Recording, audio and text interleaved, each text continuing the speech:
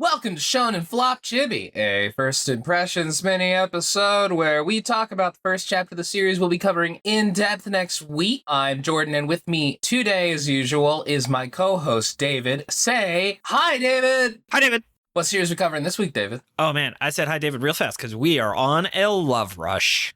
Oh man, yeah, gotta speed that up. We're in a fucking hurry. Am I right? Yeah, the series is actually created to be sped run, so if you do a frame skip on page 8 of the second chapter, it actually takes you to chapter 10, which really cut down a lot of the time from the WR. Unfortunately, I can't do that because I only do glitchless runs. Once I found out like how glitch heavy a lot of these speedruns are, they're like, oh, he beat Super Mario 64 in 18 seconds because he skipped 98% of the game through glitches. I'm like, yeah. I mean, it's one of those things where, like, yeah, it might not seem to be, like, as fun, but, like, it is technically the fastest. What, we're just not gonna do it because it's not cool? I mean, who the fuck knows? Like, whatever. It requires me to use a completely different game to beat Ocarina of Time the fastest way possible. Who fucking cares? Whatever. I still did it. Yeah, I still got the end credits. And I still love that copy pasta about why liberals love speedrunning that guy posted on Twitter. I don't know that one. Oh man, let me find it. This was like the biggest thing on Twitter. The Know Your Meme page is called Why So Many in the Radical Left Participate in Speedrunning. And it's a picture of Shadow the Hedgehog saying, I was thinking about why so many of the radical left participate in speedrunning. So I'm just going to read the first tweet, but there's a lot more to this. It's one of 14. Oh, yeah. So this is from... The reason is the left's lack of work ethic. Go fast rather than do it right. And in a Petersonian sense, to elevate alternative sexual archetypes in the marketplace. Fastest Mario, 1 of 14. Wow. That last part just sounded like word salad to me. And let's bleep his name so we don't give him extra views. But yeah, that's amazing. That's genius. Anyway, yeah, that is not about Love Rush. Patrons, we will make that one of our Patreon goals. I will read that entire 14-page tweet. I will respond with, listen here, you little bitch, I have 300 confirmed kills. Speaking of which, let me tell you a little bit more about Love Rush. So it ran for 2 volumes, 14 chapters, and it was by Ryouhei Yamamoto. So a member of the U19 Club. Hey, wait a minute, 2/14, isn't that Valentine's Day? Oh, man. This is just like how Death Note had 108 chapters. Ah, the Buddha number. Mm-hmm. I remember when we were watching Gurren Lagann one time, one of the many times that Jordan, you've told this story before. Whatever. Anyway, let's go into the fucking plot summary. Reiji has the Ubermale gene. Reiji against the machine? I feel like you've made that joke before when we've had characters named Reiji. Reiji has the Ubermale gene. It's a mutation that causes women to see the optical illusion of a hot guy when they look at his face. As a result, he is constantly pursued by crowds of girls, and it's only gotten worse on the eve of his 18th birthday. Now, a very hot angel cupid princess thing named Kokoro Rokoko wants to marry him, and that is a very fun name to say. Despite all of this, Reiji only has eyes for one girl, his childhood friend Shizuku, who is the only humanoid female creature in the whole fucking manga that doesn't want to bang him. Reiji decides that he must tell Shizuku about his feelings, but just as he's about to confess his love, hundreds of beautiful female magical beings appear in the sky to try and marry him. They have all been waiting for him to turn 18 because they're fucking creeps, and Reiji must withstand their trials to be with his one true love. Aww, that's sweet. You know what? It wasn't bad. Yeah. Yeah, I read this and like I messaged you and I was like, dude, this like wasn't bad. This is actually a pretty solid first chapter. As soon as he said you have the Ubermale gene, I was like, oh my god, where the fuck is this going? Like, Reiji, you have the Chad gene. Yep. Which, by the way, is my 6-word summary. That's got to be the cover art. Is Reiji drawn like the Chad guy? Yeah, the Virgin Reiji and the Chad Reiji. Yeah. All right, so, well, my immediate reaction to this is, Shizuku's gay, right? I mean, she could also be asexual. Okay, but consider this. You're like, asexuality wasn't invented until 2018. No. Here's the thing, David. There is one panel where Kokoro is there and she's glaring at Shizuku, but Shizuku is staring at her breasts. She's staring at Kokoro's breasts and thinking they look like bean cakes. Yeah, I mean, breast jealousy is like a staple of Japanese comedy. Okay, she doesn't give a fuck about changing in front of him. She is very tomboyish, and she actually practices, like, karate, and it's, like, kind of a big thing. I'm talking very much in stereotypes, but... Yeah. So is the author, is what I'm saying. Like, this is... She's gonna drive up to school driving a Subaru, is what you're saying? She wears a dress with, like, a plaid-ish pattern at one point in this fucking series. Of this, but... No, I mean, I think it is, like, either she is hiding the fact that she wants him and has friend-zoned him shockingly hard despite the fact that he has a mystical ability to make women attracted to him, or she's just gay. There's a moment where, the Cupid princess angel baby thing is like, for some reason, we can't, like, look into her heart or something and see how she feels about him. And I think it's because you're looking into the male attraction part of her, you know? And yeah, that's not there. Sorry. That's fair. So other things about this series, I was actually surprised that the boobs seem to have not been unreasonably large. Like, no, yeah, they're large, but that's like physically possible size breasts. This is not like SWAT. Or I remember I had to tell Leah 3 times to make the boobs in the drawing bigger. There is realistic large breasts, and then there's ridiculous large breasts. Like, it's anime, it's manga. She's not Orihime from Bleach. Yeah. The art, I think, worked pretty well, you know? Mm-hmm. Yeah, I think the art was really solid. There was a page where, like, the Cupid's wings are behind him when he's talking about her, and I thought that was really good imagery. It's funny, though, how this series likewise doesn't have backgrounds, but it uses all of those kind of shader techniques that Level E would have used if they existed when that series came out. I think they were stylistic choices in Level E, but whatever. I agree. I think that the art's a little simplistic, but I think it works for this kind of series because, like, I'm not, like, the biggest reader of harem manga, but, like, what I've seen, the art does seem to be a little bit more simplistic. I do think it's funny how he's supposed to be projecting this image of his face as a hot guy, and they show a little clip of what all the women are seeing, and it just looks like his face, but he's making, like, a suggestive expression with his face. Like, that's kind of the only difference. Yeah, well, his nose is longer, too. Oh, you're right. I'm sorry. He's Jewish. So, wow. That is hot. Yeah.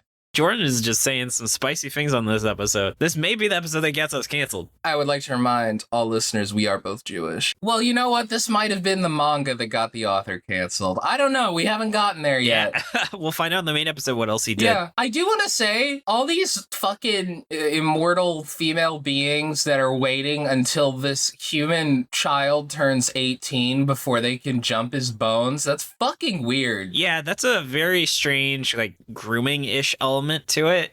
The only thing where it might not be grooming is that it doesn't seem like they, like, actually interacted with him before then, but it's still fucking creepy. Don't do that. Don't fucking eye teenagers until they become of age. It's fucking weird. I remember there was all those Olsen twin 18 countdown websites. Yeah, all of those were fucking creepy. Yeah. Don't do that shit, you know? Like, Jesus. Yeah. My last thought is this feels like a very polished version of like a 90s manga, like To Love Ryu, I think, or what was it? Oh My Goddess, like that kind of shit. I forgot that there was another thing called To Love Ryu because I saw Love Rush and I'm like, oh, I must have been reading that wrong the whole time. But no, there is something called To Love Ryu. I'm not crazy. Oh, you're right. To Love Ryu. That, though, that is like borderline pornography, I believe. Really? Yeah, that definitely has, like, ass and boob shot. I know that a lot of these kind of are. It's a genre about a bunch of hot girls trying to date this one guy. It's very clearly a wish fulfillment thing. Yeah, I mean, the series is the same idea. I think it's really funny, though, the idea that, like, the gene doesn't just make him hot, it projects an optical illusion that he is hot. Yeah. Like, oh, God. Like what? That's great. Yeah. So, Jordan, I think we've said some guesses already, but do you want to formally shift into that? Yeah, let's do it. So mine are, actually, as we talked about, there will be a token gay friend. Mm-hmm. This is a big one, Jordan. You ready? I see it. I don't believe you. Let's go. I'm going to guess there will not be a panty shot in this series. That's a big guess. Yes, and I think if Reiji confesses, Shizuku is going to say she always knew. No, I think that makes sense. I wouldn't be surprised if she knows. Yep. How about yours? All right, like the first immediate guess, Shizuku is gay. I've already laid out my reasoning earlier on in this episode, so just rewind at this point to hear me talk about it again. Yep. Let's see. So my next guess is that I don't think he ends up with Kokoro Rokoko. I think that something happens. And my last one, all right, this one's going to come straight off the dome. Where am I going to go? It's time for improv, David. I think that he will find a cure for his optical illusionness thing by the end of the series, and women will no longer be hypnotized into loving him. I also want to say this series is like Shallow Hal, but reverse, I guess. Yeah, Shallow Hal was the movie where, like, Jack Black saw really, like, fat women, but she looked beautiful. And yeah, Jack Black's character discovered that you can find large women attractive, which was something that nobody had ever considered as a possibility, that large women were humans capable of being loved. That wasn't something that we even knew about. Certainly not Tim Buckley with that. Remember that from Control? Oh my god! I can't. Yeah, shit. From a reference, there's a character who is dating a fat woman, but it turns out she's not fat. She's wearing a fat suit to make sure he's worthy. Because, you know, Tim Buckley just really wants to be like, well, you don't actually have to love fat women, because as long as they're actually skinny, it's fine. What's great is that he was faking being into her the whole date, because it's like, oh, she's fat. And then she takes off the fat suit and it's like, hey, so I really appreciated how nice you were this whole time. And he's like, oh, well, now I'm into you. Yeah. And then it turns out that she was actually like an assassin sent to kill him or something. And it's like, Tim Buckley's just a bad writer. Let's move on. Yeah. Would you read another 10 chapters of this, David? Yeah. It's one of those series where after I read the first chapter, I wanted to keep going. Yeah, me too, honestly. This was like surprisingly gripping for how silly it is. I agree. And then Jordan, what's your power word? Sigma, because Reiji is a Sigma male thanks to a mutation. I like it. And mine is Shallow, because I'm worried that the series is not going to have a lot of depth. And as I mentioned, it's a reference to Shallow Hal. Look, it's not even the series' fault that I think it might be shallow. It's the genre. You just assume that harem manga is going to be completely shallow wish fulfillment. This series, it's a little more interesting. It very much could not be, but again, it is a harem manga, so it might be. Oh, man. But you know what else I'm wishing for? What are you wishing for? To answer some questions from our lovely members of the Discord. How's that sound? I think that sounds lovely, David. Oh, just as lovely as spending time with you. So let's dive in. And as a reminder, if you want to send us a question, we have a dedicated channel in our Patreon linked in the show notes. It is free to everyone. You do not have to be a patron to use the Discord. Come join us. It's a lot of fun. We have over 300 people, which is nuts. So let's get started. I've got 2 questions from Coltrick because these are some quick ones. First one, also Coltrick, thank you for being the best, aka Luke, for running our book club. First, why don't y'all have a proper website? Jordan, what's the answer to this? Joke's on you, Coltrane. We fucking do. How about you look it up? You beautiful, lovely man that helps us out a lot at shonenflop.com. Yes. You can find Shonen Flop. Jordan and Tucker did an awesome job working together. Super great. Even got transcripts. Been updating it even this week, adding 1 or 2 new ones. Next question is, if you had to do a Kingdom Hearts but for Shonen series and Final Fantasy, which Shonen worlds would you visit? Also, that question was also from Coltrane. Okay. This is a good one. You have to do Dragon Ball. Yeah. You gotta do, like, the major ones, I guess. Like, you have to do One Piece and Naruto. But, like, I guess this is asking about personal opinion. I feel Dr. Stone actually has, like, that Kingdom Heart where you could help him, like, make, like, a science device to defeat the Heartless. Yeah, what I'm thinking, though, is how, everyone's favorite world from Kingdom Hearts was the Nightmare Before Christmas world. And I think that the world that would be the most like that in terms of everything that did well, Soul Eater. Thank you so much, Luke, for asking that. Now, David, who would win in a shogi game, Monkey D. Luffy or Son Goku? And that comes from Victor. They would both lose somehow. They would both lose the pieces, yeah. I'm going to call that one a tie. Look, neither one of them would even be able to figure out how shogi works, is what I'm saying. I also want to say, by the way, I was looking at the Control Alt Delete wiki so I could get the name of the fat suit lady. And the 3rd trending article is Dark McManus, which was the character that was miscarried in that most infamous part of Control Alt Delete is the 3rd most popular article in the wiki. Oh, Darth McManus. I remember that. But anyway... Anyway, T. Wolfwood, who's listening to us now, asks, change 1 letter in a flop manga. What's the new title and what is it about? I tell B. Yeah. It's been set in the Bronx. Yeah. My guy, mine would be Hungry Toker, the first Shonen Jump series about marijuana. So instead of the apple of Isaac Newton's apple, he would have Bob Marley's weed. I'm a hungry toker. I'm a hungry joker. I'm a hungry... And it would still make him float. Oh God, yeah, no, I think it's really funny to just be like, Cool Shock BA. Oh, I was gonna say Cool Shock PT, and it's about him getting in a bike accident and learning how to walk again. God, can we add a letter? Because then it would be double farts. I knew you were gonna say double farts the second I saw it. Yeah. Build thing. Or God's peed.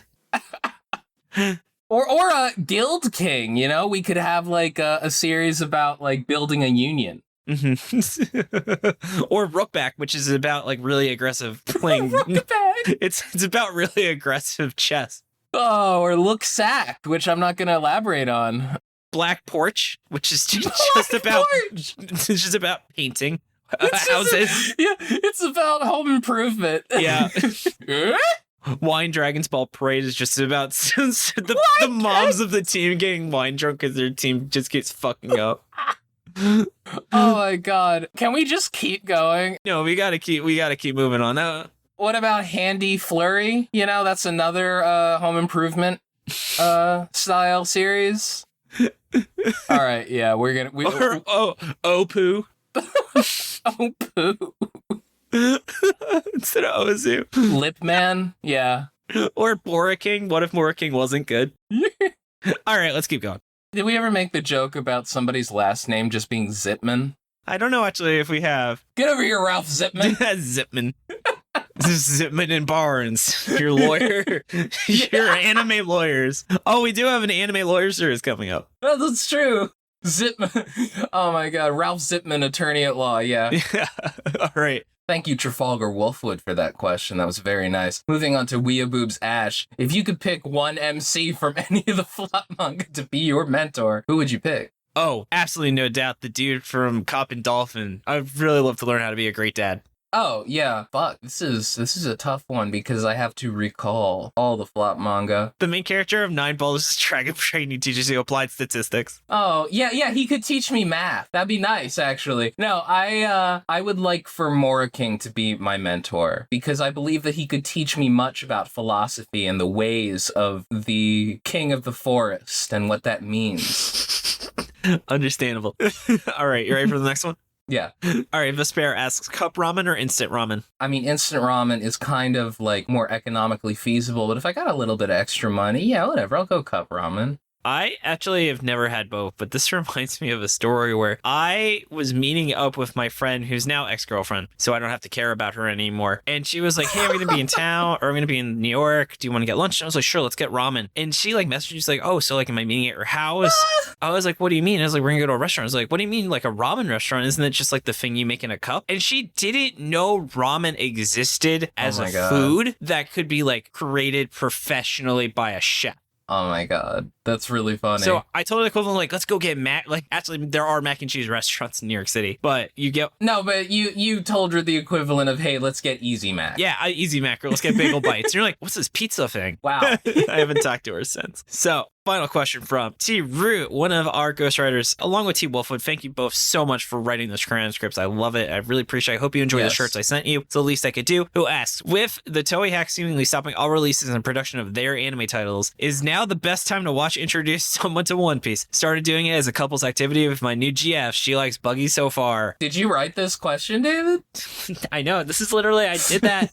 I remember I played One Piece as a joke, like I would say a year and a half ago with my girlfriend, and then we made it to Fisherman Island, and then just the filler in the episodes got so hard. We've taken a break. Literally, I told Rachel, listen, we gotta like watch our 100 episodes of One Piece after we finish Ranking of Kings, because we just need to catch up on it. So what do you think, Jordan? What the fuck is this hack? I don't know anything about this. Oh, Toei got hacked. Like, they had a huge security breach. Like, the Dragon Ball Super movie just got delayed because of it. Really? Yeah, it's like no joke. Wait, so this is stopping all release and production of their anime titles? Yeah, because they had a huge security breach. So they can't work on anything until they've fixed it. Oh, okay. Yeah, I don't know the inner details, but I do know that this legitimately, they had a huge, like, I don't think the One Piece anime has aired in the last, like, 2 weeks. Wow, I did not know about this. That's fucking crazy. So this question is saying, like, is now the best time to introduce someone to One Piece because literally nothing is going to be coming out for a little bit? Is that what this question is asking? Yeah, I guess.